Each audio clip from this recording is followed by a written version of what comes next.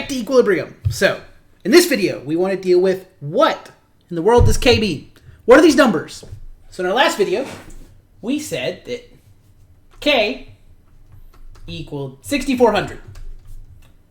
So, what does that mean? 6,400. Neat, Dr. Leslie. I have no idea what that means. Well, maybe you already do. Congratulations if you do.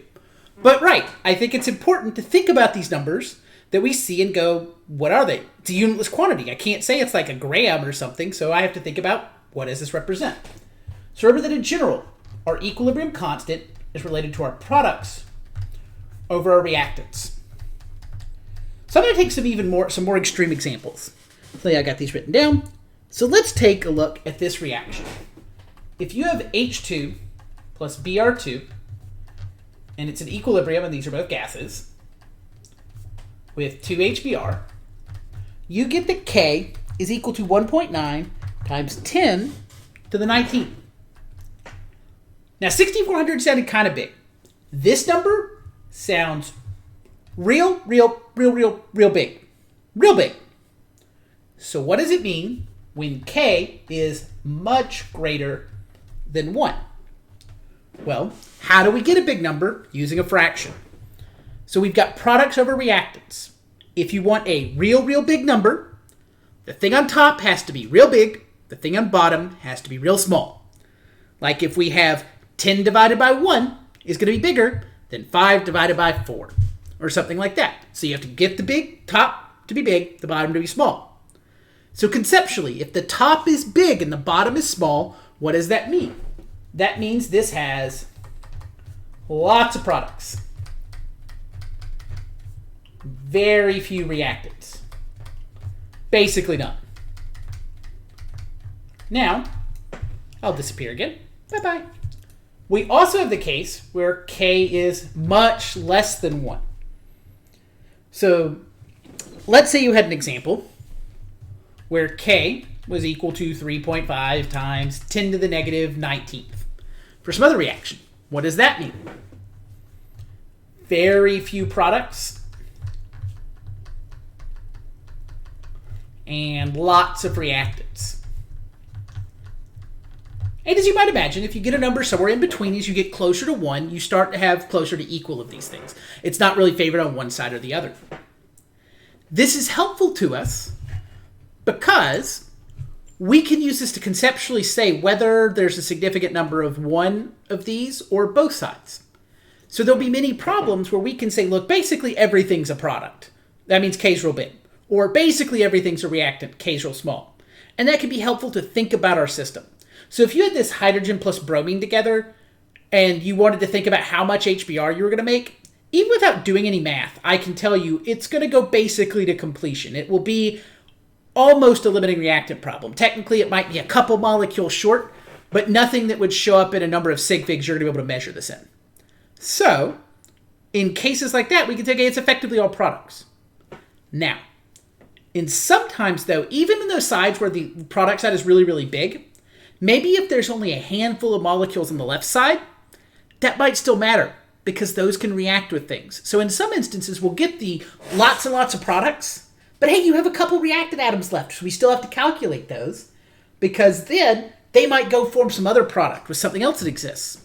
And oh, that's going to shift the equilibrium, so you might slowly eat away at your product because one of your reactants disappears or something. So even when one side really strongly favors the other, it might be relevant when there's only a few molecules on one side. They can still do other things because they're still there. They're not zero. They're just almost zero. But sometimes you only need a few.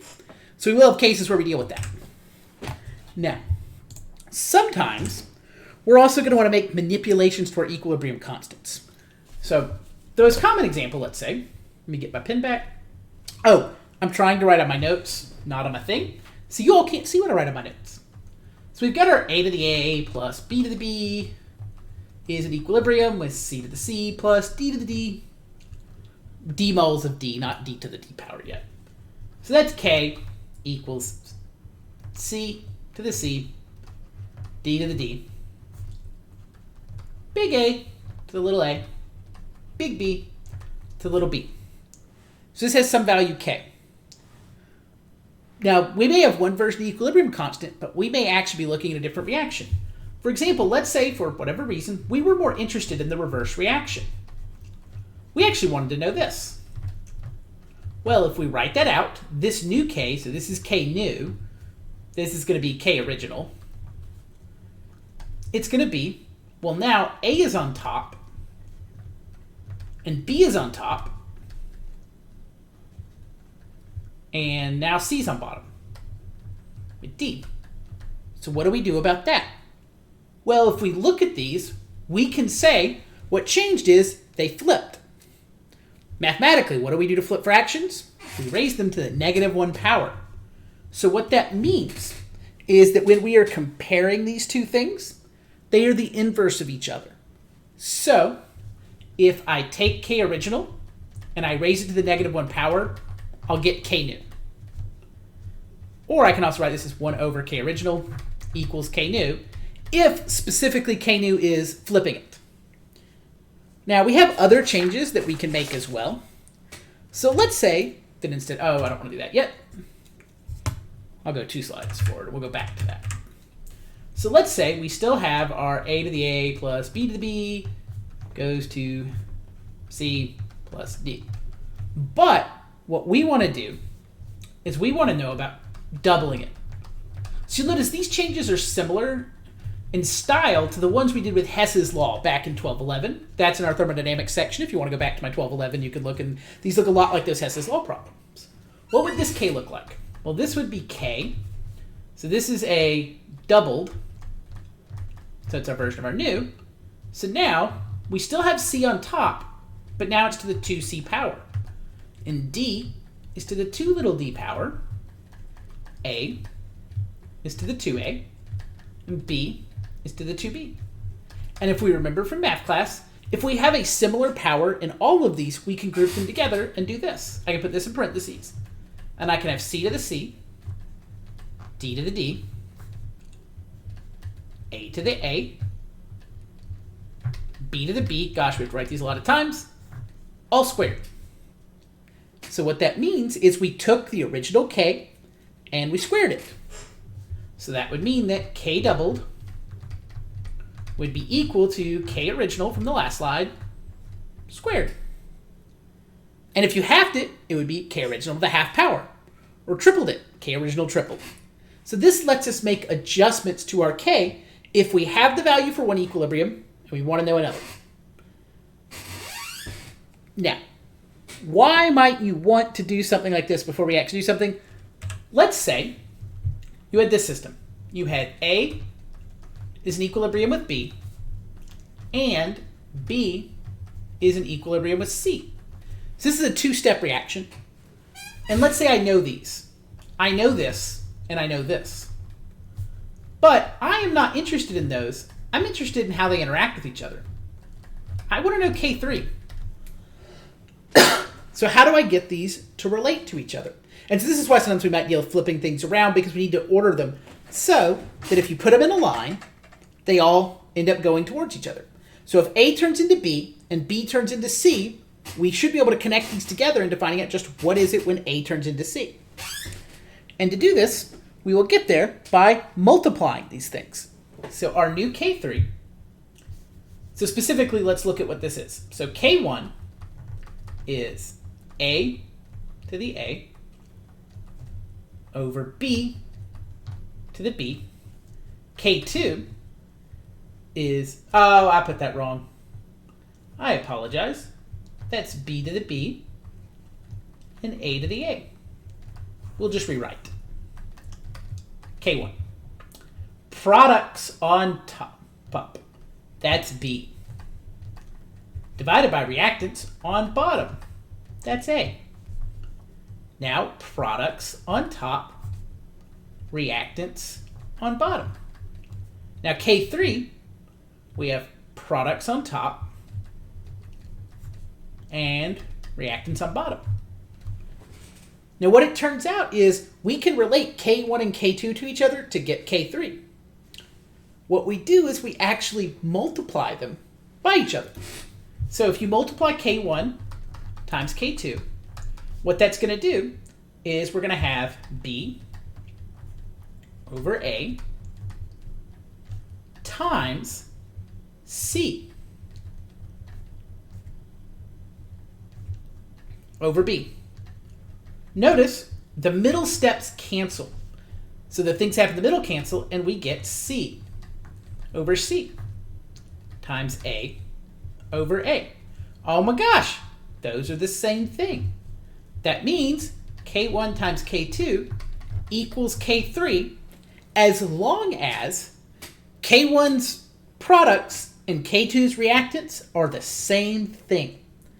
So this is why we've got to rearrange our equations so that, if the products on one reaction are the same as the reactants on the others, if we multiply their equilibrium constants together, it will give us a new equilibrium constant for the starting reactant of the first equation and the product of the next equation.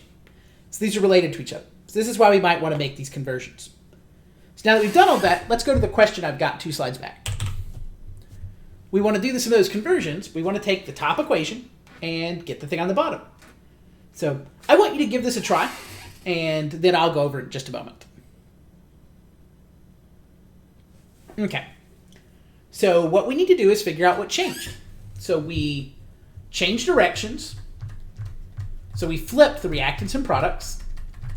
That means we're going to need to raise it to the -1 power. And we multiplied by 1/2, divided by 2. So it's going to be the 1/2 power. So that means for my K new, I need to take the original K and raise it to the -1/2 power. So we'll take our 5.6 times 10 to the 5th. If you raise that to the -1/2 power, we're going to get that K new is 0.00134, or 1.34 times 10 to the -3. At this point, we've seen a lot of equilibrium constants. I would like to highlight the fact that when we have lots, that within these, their values vary wildly. We've had 10 to the 19th, 10 to the -24th, 10 to the -3. It is okay for equilibrium constants to be really, really, really big, or really, really, really small, or somewhere in between. I know that can feel weird on some problems, but here that's a-okay. I'm glad that you develop intuition sometimes that certain numbers sound weird, that like you want to go check them out. Like if you get a molarity of 1 times 10 to the -10th, at the time you might, and it was like a solution molarity, you might go, oh, I'm probably not going to make a solution that's that dilute. What did I do? Now in other instances that might make a lot of sense to have a really small number. We'll get that with some of these concentrations we develop here, because now we've got equilibriums where maybe the equilibrium is mostly products, so the reactants are almost nothing is left over. So it's good to think about it from context, but for equilibrium constants, you will get values that are incredibly large and incredibly small and everything in between. So all kinds of values can work for these, and that's okay.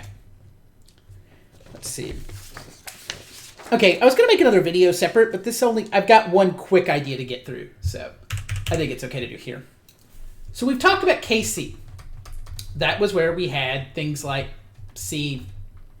Let's just do 2 things, C over A. If our reaction was A is in equilibrium with C.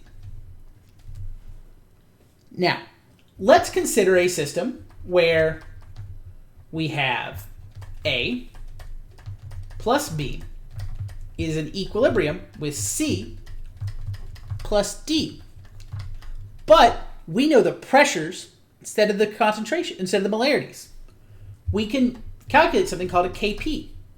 And for Kp's, you just put the pressures in instead of the concentrations. So you'll do the pressure of C to the C power times the pressure of D to the D power over the pressure of A to the A power times the pressure of B to the B power. So just do it like that. Mix the pressures and atmospheres. Works a-okay. So if you see Kp, that means you use pressures. If you say Kc, that means use molarities. Now, Dr. Leslie, what if I know Kp, or Kc, but they gave me pressures? What do I do? You can convert these back and forth. I need to add some more slides. Or just erase everything on this one and everything on this one. There we go. So what do I do? We know that Kp equals Kc times RT to the delta N. Now, most of these things will be familiar, but the last part isn't. So we're going to know one of these two, and we're going to try to find the other one. So you're either going to know Kp or Kc, and you're going to use this equation to flip back and forth. So R here, because we're dealing with pressures here, we're going to use 0.00821 liters times atmospheres per mole Kelvin. And this T here is going to be temperature in Kelvin. This is the one thing that's probably new, and this is going to be change in moles. So what do I mean by that? Let's say we have a reaction that is 2A gas plus B gas is going to react to form 1 A2B gas. So some new compound.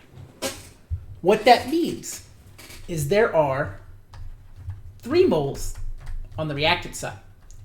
There's 1 mole on the product side. When this reaction happens, you decrease the number of moles by 2. That means delta N equals -2. So let's take a second example. So let's say you have 2NO gas plus O2 gas. And it's in equilibrium with 2NO2 gas. I want you to try to find the value for delta N here. Okay, hopefully you pause me and figure that out. So our moles, we're going to have 3 moles here, 2 plus 1. We're going to have 2 moles over here. So that means the change is we went down by 1. So our delta N is going to be -1 because we have lost 1 mole in the process of going from reactants to products. Now, if the products had more, it'd be positive. And if they're exactly the same, delta N is 0. And if delta N is 0, there's a convenient thing that makes these problems easier. We said Kp equals Kc times RT to the change in N. If change in N is 0, RT to the 0 power is 1. That means if this is 0, Kp just equals Kc. Because RT to the 0, no matter what the other values are, is 1. And 1 times Kc gives you Kc. To finish up, sometimes we're going to deal with reactions. I keep forgetting I'm at the end of my slides. That have solids or some other phase in them. So let's say you had CO2 gas plus H2O liquid is in equilibrium with H plus aqueous plus HCO3 minus aqueous. This is a liquid. Liquids aren't going to change in concentration during your reaction. Neither are solids. Now your aqueuses will change concentration. Your gases will change concentration. But liquids and solids, they don't change. Now, this does not mean you don't use up a liquid, but its concentration stays the same. Remember, concentration means the number of molecules or moles in a particular unit of volume. If you use up enough water, the volume of the water will decrease, but the number of water molecules per unit volume will remain the same. Aqueous, that's not true. The water that is dissolved in stays there, so as you lose the aqueous molecules, the concentration goes down. Gases change their size to fit their container. So if you use up half the gas molecules, the rest of them spread out. So their concentration decreases. But liquids, if I use up enough that changes their volume, the remaining volume still has the same concentration. Similar is true with solids. Solids don't change in concentration. Now, if they don't change, that means I don't need to put them in my equilibrium constant. So let's say I had a Kc for this reaction. The numerator would be H plus times HCO3 minus. Nothing changed there. But on the bottom, I would just put CO2. I wouldn't put water. It wouldn't show up. Because it is a liquid, we don't write our liquids in there because the concentrations don't change. Now, what if we had a case where everything on one side was a solid or liquid? So let's look at this reaction. Calcium carbonate is in equilibrium with calcium oxide plus CO2. Well, the Kc for this is literally just CO2. We don't put anything in the denominator. Now, if you only have something in the denominator, then you just have a 1 on top. So if CO2 had been a reactant instead, you would have just put 1 over CO2. So that's okay. And I mentioned it because I know the first time you see one like this, it can feel a little weird. Like, wait, this equilibrium constant's only based on one thing. Yep, only the gas is going to make adjustments. So it's the only thing that's going to affect our equilibrium position. The concentrations of the solids won't change. So that finishes up how we write equilibrium constants. In our future videos for next week, we'll be going over how to deal with chemical reactions and figuring out the concentrations once we know the value of K. So everything up to this point is about being able to calculate K. But in a lot of instances, we're going to know K because it's going to be something we can look up. We've done lots of measurements with these. These are pretty easy to find in a lot of common reactions. And we want to know, well, how much product am I going to have a certain number of reactants? So that's where we're going next, and I will see you soon to cover that one.